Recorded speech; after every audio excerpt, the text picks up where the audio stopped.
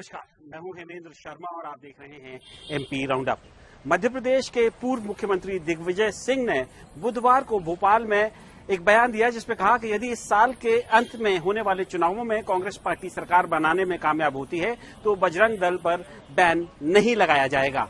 इससे पहले बुधवार सुबह उनका एक और बयान वायरल हुआ जो उन्होंने हुबली में एक प्रेस कॉन्फ्रेंस के दौरान दिया था। दिग्विजय सिंह उस बयान में कह रहे हैं कि जो लोग हिंदू राष्ट्र बनाने की या स्थापना करने की बात कहते हैं उन्हें संवैधानिक पदों से इस्तीफा दे देना चाहिए। इससे पहले कर्नाटक चुनाव के दौरान कांग्रेस पार्टी ने एक शगुफा फेंका था जिसमें कहा गया था कि यदि सरकार बनाने के में कांग्रेस पार्टी कामयाब होती है तो बजरंग दल को बैन कर दिया जाएगा। मतलब बजरंग दल कर्नाटक में खराब है और मध्य प्रदेश में एक अच्छा दल है। हालांकि इसी साल जुलाई के महीने में बजरंग दल के कार्यकर्ताओं ने 2 मुसलमान युवकों पर खंडवा में इसलिए हमला कर दिया क्योंकि उन्हें शक था कि वो गौमांस ले जा रहे हैं। जून के महीने में बजरंग दल के कार्यकर्ताओं ने इंदौर के पलासिया चौराहे पे हंगामा कर दिया। हंगामा करने के बाद उन पर लाठीचार्ज हुआ और उसका नतीजा ये हुआ कि मौके के जो उस इलाके के जो डीसीपी थे उनका तुरंत तबादला कर दिया गया। अभी अगस्त के महीने में ही बजरंग दल के कार्यकर्ताओं ने सीहोर में बाबा साहब भीमराव अंबेडकर की मूर्ति को खंडित कर दिया। लेकिन दिग्विजय सिंह का तो पूरी तरह से हृदय परिवर्तन हो ही गया है। ऐसा क्यों हुआ है, ये कितना उचित है या अनुचित है, और जो हिंदू राष्ट्र वाला बयान जो दिग्विजय सिंह का वायरल हो रहा है उससे वो किसको टारगेट कर रहे हैं, इन सभी सवालों पर बात करने के लिए हमारे साथ मौजूद है सीनियर जर्नलिस्ट मिस्टर विनय द्विवेदी जी। आपको बहुत बहुत स्वागत है सर। सबसे पहले तो ये बताइए कि ये कहना कि बजरंग दल कर्नाटक में खराब दल है, मध्य प्रदेश में वो ठीक चल रहेगा, ये दिग्विजय सिंह की तरफ से इस तरह की बात करना कितना उचित है अनुचित है? देखिए, जितना मैं दिग्विजय सिंह को जानता हूँ उस हिसाब से जब कर्नाटक में बजरंग दल पर बैन का सवाल कांग्रेस के ही नेता ने लगाया था चुनाव के दौरान, तब भी दिग्विजय सिंह ने ये मैनिफेस्टो में कहा था उन्होंने। हाँ, तब भी दिग्विजय सिंह ने ये नहीं कहा था कि मध्य प्रदेश में सरकार आएगी तो बजरंग दल पर बैन लगाया जाएगा। हाँ, उन्होंने तब ये कहा था कि चाहे जिस तरह का संगठन हो, चाहे जिसका संगठन हो, अगर वो जो है सांप्रदायिक सौहार्द को बिगाड़ता है तो वो बैन होना चाहिए। दिग्विजय सिंह जब मुख्यमंत्री थे उस समय ये कहते थे कि ये लोग बम बनाते हैं, तो अब ऐसे हृदय परिवर्तन कैसे हो गया? नहीं, मैं दिग्विजय सिंह के बहुत सारे बयानों को देखा हूं और अगर आप याद करो तो दिग्विजय सिंह के समय में ही सिमी पे बैन शायद लगाया गया था, अगर मैं दुरुस्त हूं तो, जबकि वो मुस्लिम पृथकतावादी संगठन। तो दिग्विजय सिंह को लेकर असल में भ्रांतियां बहुत हैं, जितना मैं पत्रकार की हैसियत से जानता हूं। लेकिन दिग्विजय सिंह अपने बयानों को लेके, अपनी मुखरता को लेके भी जो है वो जाने जाते हैं। क्योंकि हम लोग ये कहते हैं कि दिग्विजय सिंह जी के पास चले जाओ तो खबर मिल जाती है, उनको पकड़ लो। तो हम लोग खबर क्रिएट करते हैं और वो खबर देते भी हैं। लेकिन मैं जो है ये जितना जानता हूं दिग्विजय सिंह को, उसके हिसाब से दिग्विजय सिंह जी जो है वो सदैव ये कहते रहे हैं कि सांप्रदायिक सौहार्द को बिगाड़ने वाला कोई व्यक्ति, कोई संगठन अगर होता है तो उसका विरोध होना चाहिए, और वो करते रहे हैं, चाहे वो जो। दिग्विजय सिंह को थोड़ा अलग कर दें 1 मिनट के लिए। खंडवा में 2 मुसलमानों के ऊपर गौमांस ले जाने के शक में हमला हुआ, पलासिया में पुलिस वालों के साथ भिड़ंत हुई, चौराहे पे हंगामा किया, पुलिस ने लाठीचार्ज किया, उसके बाद डीसीपी को हटा दिया।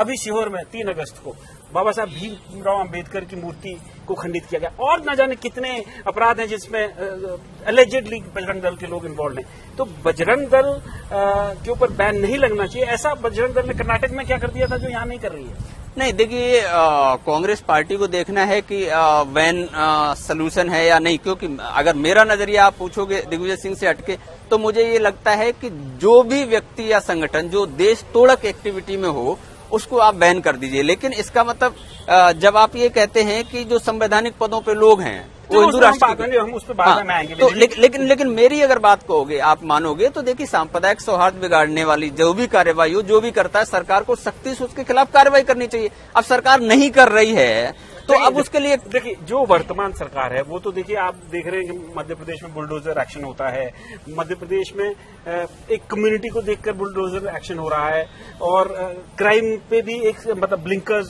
सरकार की नजर में लगे हैं। लेकिन ऑपोजिशन कांग्रेस पार्टी से उम्मीद, क्योंकि जनता को यही होती है कि वो जस्ट रहेगी, केंद्र में अभी सरकार नहीं है, मध्य प्रदेश में भी सरकार में नहीं है, लेकिन ऐसा ना करते हुए और जो बयान सामने आ रहे हैं वो ऐसा लग रहा है कि एक मेजॉरिटी कम्युनिटी को खुश करने के उद्देश्य से सारा कुछ किया जा रहा है, तो उसको आप कैसे देखते हैं? देखिए, ये बात बिल्कुल सही है। जो आप जो बात जिस तरफ ले जाना चाह रहे हैं वो बिल्कुल सही बात है, लेकिन दिग्विजय सिंह को मैं देखता हूं कि वो इस तरीके से चीजों को नहीं देखते। हाँ, ये मैंने देखा है अभी जो जिस तरीके से कमलनाथ जी ने छिंदवाड़ा में जो आयोजन किए, बागेश्वर धाम जो हिंदू राष्ट्र का प्रबल पैरोकार है, और पता नहीं जो महिलाओं को, लड़कियों को जो है लेके प्लॉट की बात करता है, इससे ज्यादा निहायत ही निंदनीय बात क्या हो सकती है। उस व्यक्ति की कोई गरिमा नहीं है, उसके पैरों में कमलनाथ पड़े हुए हैं। तो कमलनाथ तो प्रदेश अध्यक्ष है ना, तो उस हिसाब से तो अगर देखो तो कांग्रेस पैरों में पड़ी हुई है। लेकिन दिग्विजय सिंह इस तरीके से मुझे कभी नहीं दिखते हैं। नहीं, देखो, दिग्विजय सिंह हिंदू राष्ट्र की बात पे हुबली में जाकर कह रहे हैं कि जो लोग संवैधानिक पदों पर हैं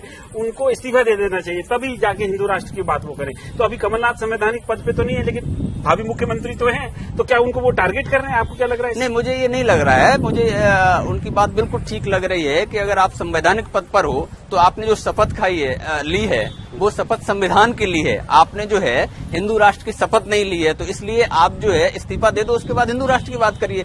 अभी तो आप संवैधानिक पद पे हैं, तो आपकी जिम्मेदारी है कि संविधान जो आपको बता रहा है उस हिसाब से ही आपको चलना है। उससे इतर आप चलोगे तो आपकी आलोचना होगी। तो वहाँ दिग्विजय सिंह कौन गलत बात कर रहे हैं? जो दिग्विजय सिंह चलो सही बात कर रहे हैं, लेकिन आप हमें ये बताइए, मतलब मेरा फाइनल सवाल आपसे है कि ये हृदय परिवर्तन जो दिग्विजय सिंह का जो बात चल रही है कि हो गया है, क्या वो बजरंग दल को भी एक दूसरे चश्मे से देखने लगे, उसका क्या कोई राजनीतिक मायना है या कोई वाकई में हृदय परिवर्तन उनका हो गया है?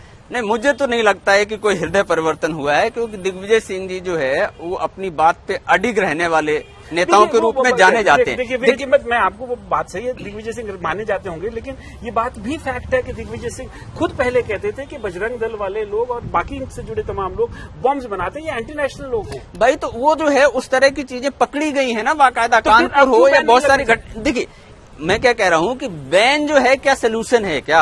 अगर सिमी पे बैन लग सकता है तो उनपे क्यों नहीं? हाँ, तो सरकार को सोचना चाहिए, लेकिन बैन सोल्यूशन नहीं। सोल्यूशन ये है कि जो कानून व्यवस्था की जो समस्याएं हैं उन पर सरकारें जो काम करना चाहिए वो नहीं करती हैं। सवाल मेरा रह गया, क्या ये राजनीतिक उद्देश्य से दिग्विजय सिंह ये सारी चीजें कर रहे हैं?